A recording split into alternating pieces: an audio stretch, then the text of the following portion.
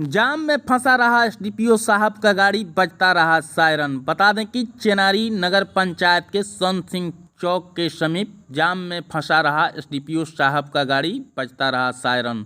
बता दें कि स्थानीय लोगों ने बताया कि अतिक्रमण की वजह से मुख्य रोड पर है अतिक्रमणकारियों का कब्जा, इसको लेकर लगा रहता है जाम।